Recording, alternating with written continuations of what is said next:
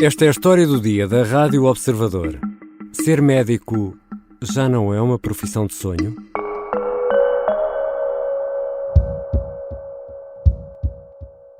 Pior mês, diria eu, eventualmente nestes 44 anos do SNS em termos de resposta de urgência, pior mês. Acho que o impacto pode ser dramático, não tenho dúvidas. Quando começamos a fechar serviços que são indispensáveis, estamos a falar um pouco da via verde coronária, por exemplo, estamos a colocar em causa a vida das pessoas. Estamos a regredir 20 anos e a colocar em causa a vida das pessoas.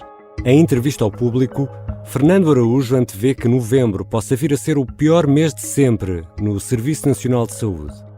O chamado CEO do SNS não exclui consequências graves para os doentes. No centro deste problema estão os médicos e, à margem das negociações entre sindicatos e governo, quisemos perceber melhor o que é hoje ser médico, como é trabalhar no Serviço Nacional de Saúde. Vou conversar com João David Gonçalves, é cirurgião no maior hospital do país. Eu sou Ricardo Conceição e esta é a história do dia de segunda-feira, 30 de outubro.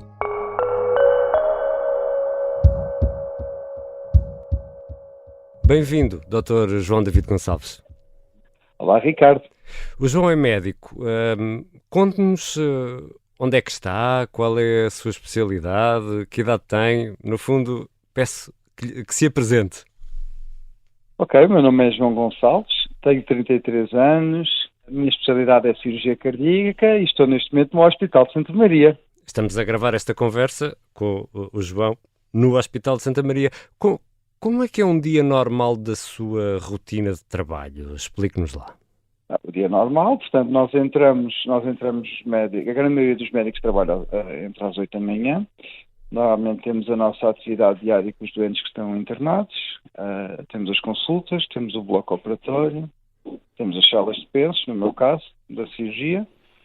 E depois, dependendo, na grande maior parte das tardes, temos que cá ficar, apesar do nosso horário acabar às 16, temos que cá ficar ou a fazer trabalho para os doentes, ou a garantir o bloco operatório, ou então a preparar o dia a seguir. Mas isso, portanto, é todos os dias. Se eu quiser combinar consigo um café às 6 da tarde, consegue ou não? Ricardo, se tem algum amigo médico, sabe bem que é quase impossível. Não, porque nós entre duas urgências por semana e bloco operatório das 8 às 20 é difícil. Obviamente tentamos arranjar um tempinho, mas normalmente antes das 7, 8 da noite não conseguimos estar em casa fora dos dias de urgência. Nos dias que estamos de urgência, é uma sorte se conseguimos chegar a casa antes do meio-dia do dia a seguir. Precisamente, como é que funcionam as urgências? Ainda estamos a falar daqueles bancos de 24 horas? Como é que isso funciona? Sim, na nossa especialidade nós optámos por manter os bancos de 24 horas. Isto tem tudo a ver com o facto de, se nós, na altura em que se falou em propor reduzir os bancos para 12 horas, o que parece ser uma proposta inicialmente boa, quando vamos a ver na prática não é, porque é assim, reduzimos a carga de trabalho de um banco, mas aumentamos o banco para 2, porque, ou seja, o número de médicos não aumenta e, portanto, nós na altura, ao reduzirmos o número de horas por urgência, fazia com que fizéssemos o dobro dos bancos. Então, na nossa especialidade, acabamos por optar por manter os dias de banco de 24 horas. O dia é assim, num hospital central que é o meu, a grande maioria do dia nós mantemos a atividade normal do Santa Maria a decorrer, portanto o bloco operatório, a enfermaria, as unidades de cuidados intensivos, e depois damos apoio a toda a região sul do país, não é? Portanto, damos apoio aos hospitais desde Santarém, Évora, Garcia da Horta, Setúbal, Porto Alegre, Évora, Faro. E esse apoio é receber doentes? É uma consulta com um colega por telefone? Pode ser ambas as coisas, ou seja, em algumas situações poderemos resolver ou seja, é uma consultoria, ou seja, nós damos a nossa opinião por telefone. Noutras vezes temos que receber o doente, ou seja, como pode ter indicação para um tratamento emergente, portanto um tratamento que não pode ser adiado para o dia a seguir, então recebemos os doentes desses vários hospitais. E trabalha só no Serviço Nacional de Saúde ou também trabalha no privado? Eu trabalho também no privado, em regime de prestação de serviços, mas não tenho horas fixas. Portanto, é conforme consegue a partir do seu serviço mediante no a nossa público. disponibilidade. Ou seja, eu todos os meses sai a escala do mês seguinte e eu, mediante isso, consigo ajustar a minha vida ou para fazer umas horas no privado, ou para garantir procedimentos cirúrgicos em regime privado, não, ou feitos por mim, ou realizados por outro colega, mas ajudados por um de nós. Voltando aqui àquele café de fim de tarde, ainda te sobra algum tempo para ir ao cinema, ou para ir beber uns copos, ou até para ficar no sofá, sei lá, a ver o The Crown e a comer uns chocolates? Consegue fazer isso ou não? Mas exatamente, esse é que é o nosso grande problema. O nosso grande problema neste momento é nós não termos esses momentos. E também as nossas famílias chegarem a uma altura em que não conseguem efetivamente exigir isso de nós, porque sabem que não o podem fazer. Ou seja, é normal para nós estarmos em casa às 8 da noite, no dia a seguir estamos 24 horas de urgência, depois chegarmos a casa a meio do dia a seguir, se calhar nessa tarde do dia em que saímos de urgência, se calhar ainda para aumentar um bocadinho a nossa remuneração mensal, ainda vamos fazer qualquer coisa no sistema privado, e portanto a resposta a isso é, infelizmente, isso para nós não existe. Ou seja, esses momentos de lazer tentamos que sejam nos fins de semana que não estamos a trabalhar. Eu 3 fins de semana em 4 ou 5 por mês estou no hospital. Ou estou em serviço de urgência, ou sexta, ou domingo, ou sábado, ou então assegurando algumas cirurgias naquele programa de combate à lista de espera, que é o tal chamado SIGIC. Já voltamos à conversa com o médico João David Gonçalves. Vamos tentar perceber melhor este problema das horas extraordinárias e o que nos pode trazer o mês de novembro. Antes fica aqui um pedido: seguir a história do dia. Ora, se gosta da história do dia, se nos ouve regularmente, há uma coisa muito simples que pode fazer: carregar no botão seguir no site do Observador ou na aplicação que habitualmente usa para ouvir podcasts, como o Spotify ou Apple. Para nós é mesmo uma grande ajuda quando os nossos ouvintes carregam em seguir a história do dia. Já voltamos à conversa.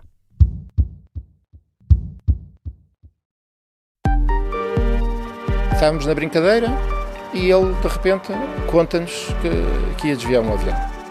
Este é o Piratinha do Ar. Abriu a porta, entrou por ali dentro e apontou-nos a arma. Uma série para ouvir em 6 episódios que faz parte dos Podcast Plus do Observador. É narrada por mim, Margarida Villanova, e a banda sonora original é de David Fonseca. Os Podcast Plus do Observador têm o apoio da Onda Automóveis. Estamos de regresso à conversa com o médico João David Gonçalves. É médico no Hospital de Santa Maria, em Lisboa. É o maior hospital do país. Dr. João David Gonçalves, já esgotou as 150 horas extraordinárias previstas para o ano? Sim, escutei-as em fevereiro. Em fevereiro? Sim, ou seja, eu faço entre 90 e 110 horas extraordinárias por mês. Explique-nos uma coisa: 100 horas extra, é possível manter o serviço a funcionar ou não? Não, a resposta é não, é impossível. Ou seja, é impossível manter o serviço de urgência e o serviço, mesmo o serviço normal, do trabalho normal, dificilmente será assegurado totalmente 100 horas extraordinárias.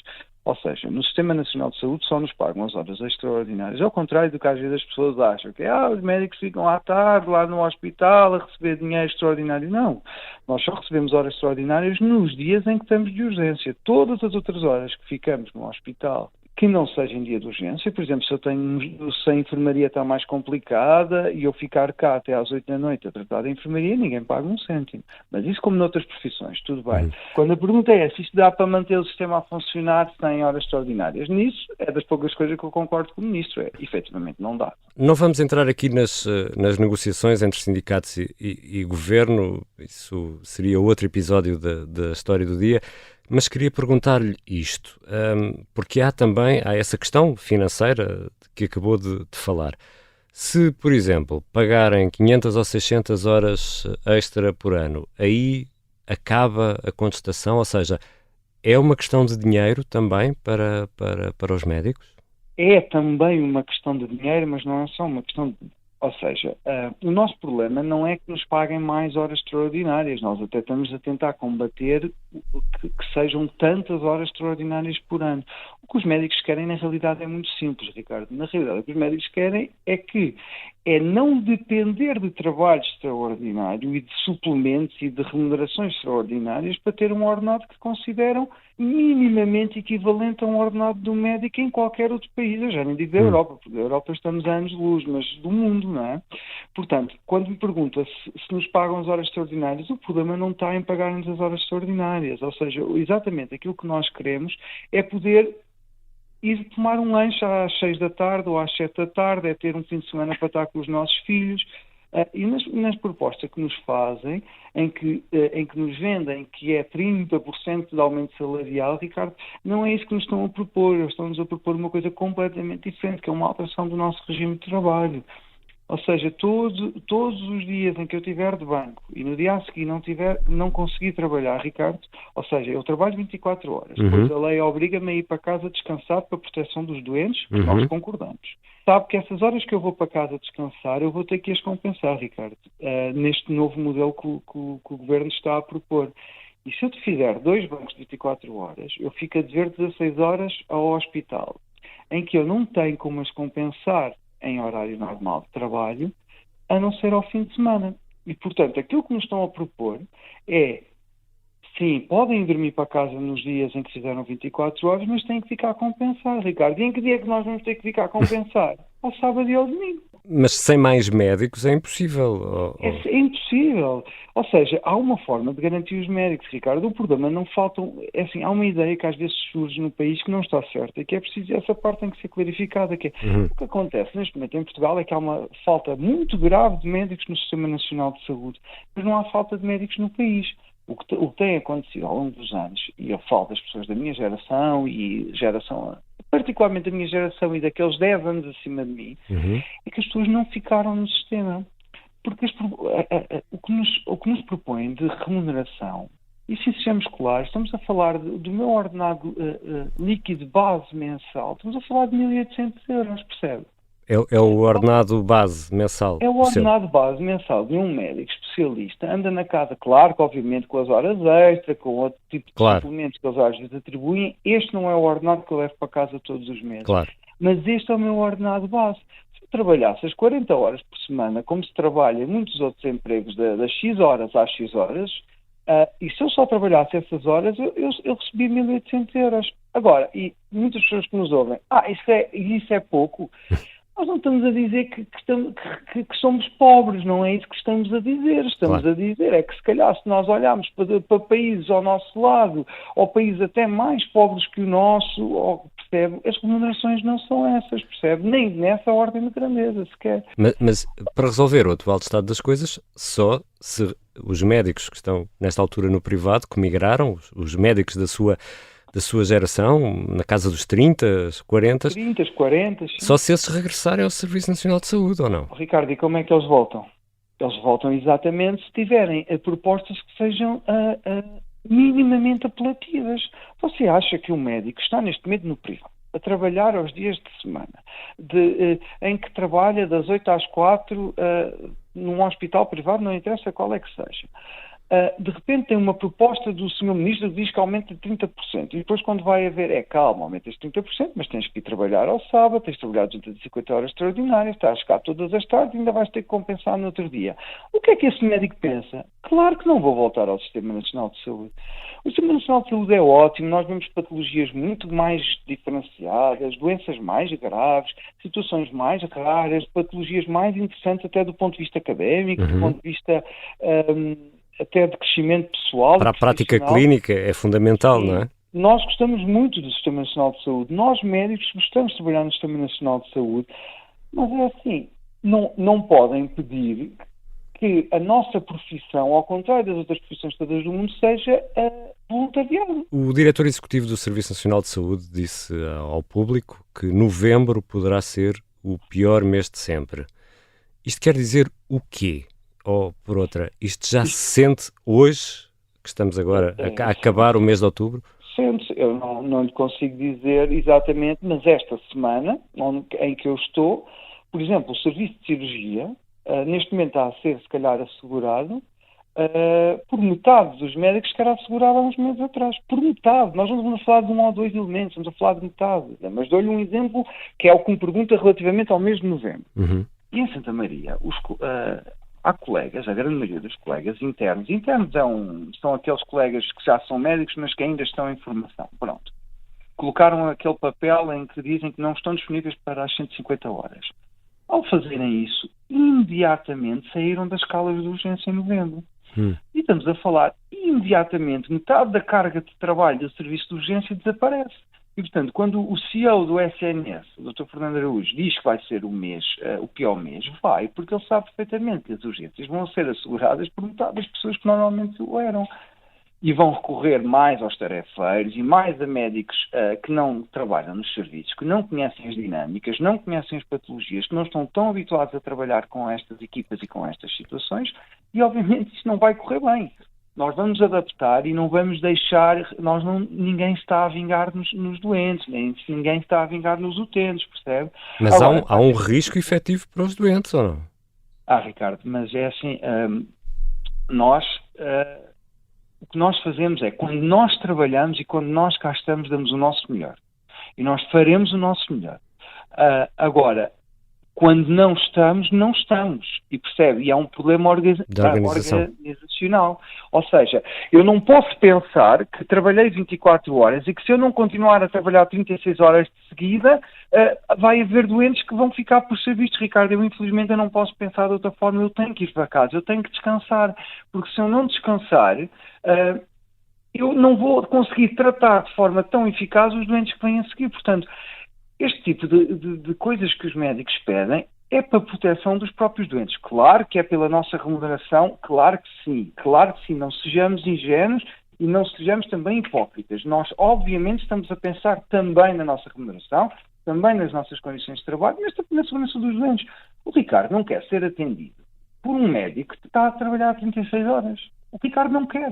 Se lhe dessem a escolher um médico que está a trabalhar há 12 horas ou há 36 horas, o Ricardo vai escolher o que está a trabalhar há 12. Claro. Porque é normal, porque é legítimo. Portanto, o que os médicos estão a dizer é, nós somos poucos, vocês têm que aumentar as condições para que sejam... para que valha a pena os meus colegas que estão fora do sistema voltarem ao sistema. Os médicos não desapareceram. O João é um médico jovem, já está nos primeiros anos de carreira. Foi com isto que sonhou quando se candidatou à medicina? A medicina era muito diferente do que aquela que eu imaginei. E sabe porquê? E olhe que... Eu era interno, portanto, eu já trabalhava no Sistema Nacional de Saúde na altura da Troika, no final da altura da Troika, e na altura, sabe que o SNS, aquilo é como se fosse é como se tivesse uma reserva. Na altura cortou-se muito mesmo, mas o sistema aguentou, porque os médicos vestiram a camisola, utilizámos as reservas de tudo o que tínhamos, as reservas de pessoas, as reservas de tudo, até de paciência, de tudo. E depois chegou uma altura em que estávamos a começar a ficar muito cansados e aparece-nos a pandemia.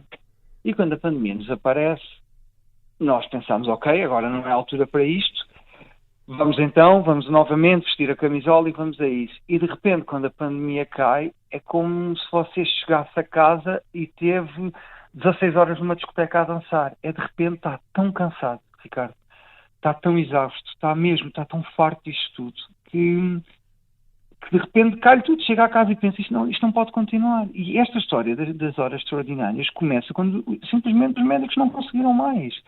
Aquela ressaca após pandemia foi o que é que acabou de acontecer nos últimos 10, 12 anos, em que os médicos sentiram-se completamente esquecidos nos últimos 12 anos. Não houve aumentos, não houve qualquer tipo de suplementos, não houve qualquer tipo de reconhecimento, e de repente, quando o país está a recuperar e toda a gente, que a economia está muito boa e que o déficit está não sei o quê, os profissionais que deram sempre tudo, que tiveram cortes salariais, eu já não fui dessa altura porque era interno, mas houve pessoas com cortes salariais de quase 50% na carreira médica, foram completamente esquecidos, Ricardo, e depois chegou uma altura em que isto rebenta, em que as pessoas não...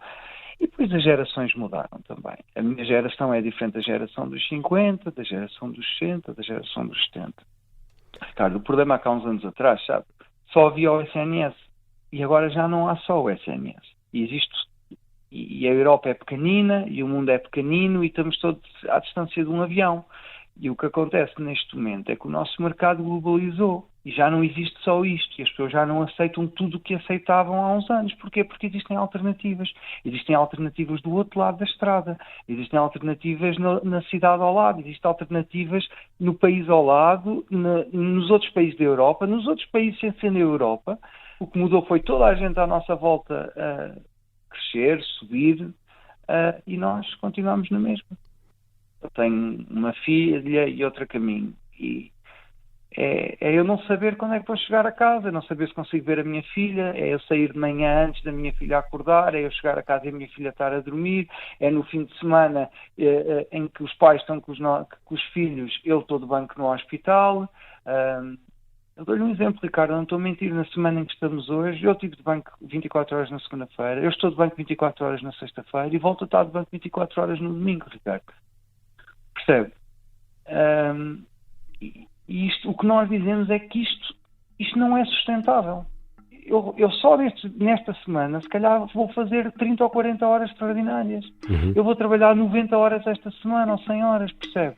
E o que os médicos querem não querem mais horas extraordinárias, as pessoas não querem trabalhar tanto de forma extraordinária, as pessoas simplesmente querem ter um ordenado que seja equivalente àquelas que são as suas competências, que com isso atraiam mais profissionais que estão fora do sistema. Muito obrigado, Dr. João David Gonçalves. Também, Ricardo, foi um gosto falar consigo.